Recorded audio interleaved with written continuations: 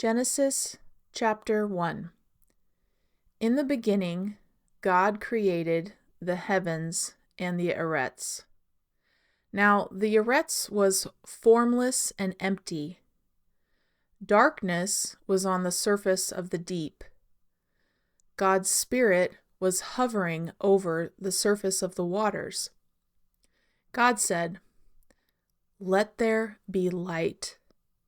And there was light. God saw the light and saw that it was good. God divided the light from the darkness. God called the light day, and the darkness he called night. There was evening and there was morning, one day. God said, "Let there be an expanse in the midst of the waters, and let it divide the waters from the waters." God made the expanse and divided the waters which were under the expanse from the waters which were above the expanse, and it was so. God called the expanse sky. There was evening and there was morning, a second day. God said, "Let the waters under the sky be gathered together to one place, and let the dry land appear." And it was so. God called the dry land arets, and gathered together the waters he called seas. God saw that it was good. God said, "Let the arets put forth grass, herbs yielding seed, and fruit trees bearing fruit after their kind, and let with its seed in it on the arets." And it was so. The arets brought forth grass, herbs yielding seed after their kind, and trees bearing fruit with its seed in it after their kind. And God saw that it was good. There was evening and there was morning, a third day. God said, "Let there be lights in the expanse of sky to divide the day from the night, and let them be for signs and for seasons and for days and years. And let them be for lights in the expanse of sky to give light on the arets." And it was so. God made the two great lights, the greater light to rule the day, and the lesser light to rule the night. He also made the stars.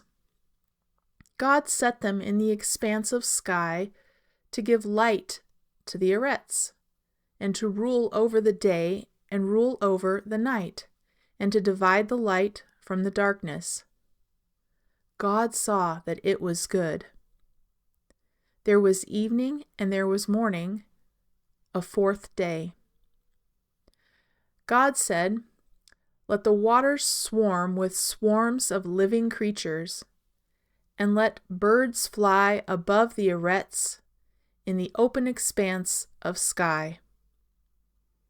God created the large sea creatures and every living creature that moves, with which the waters swarmed after their kind, and every winged bird after its kind.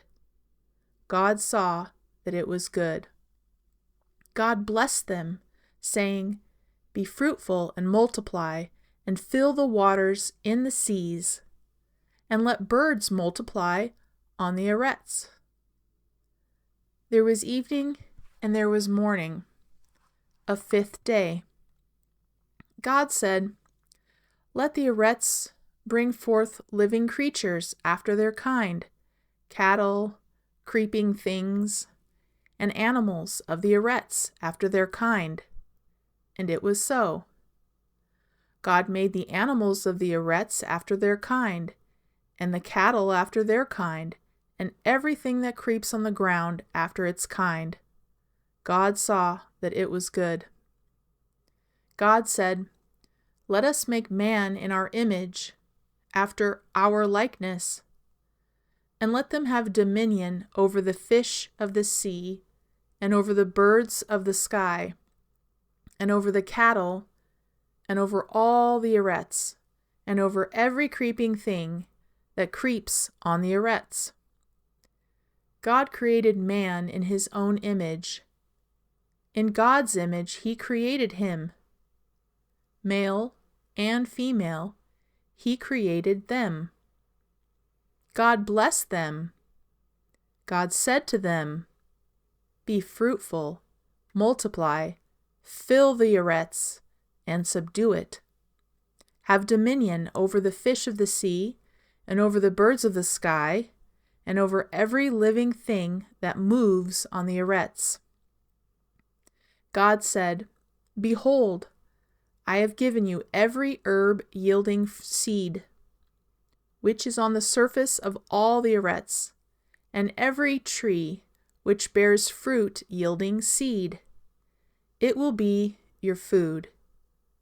To every animal of the earths, and to every bird of the sky, and to everything that creeps on the earths, in which there is life, I have given every green herb for food." And it was so. God saw everything that he had made, and behold, it was very good.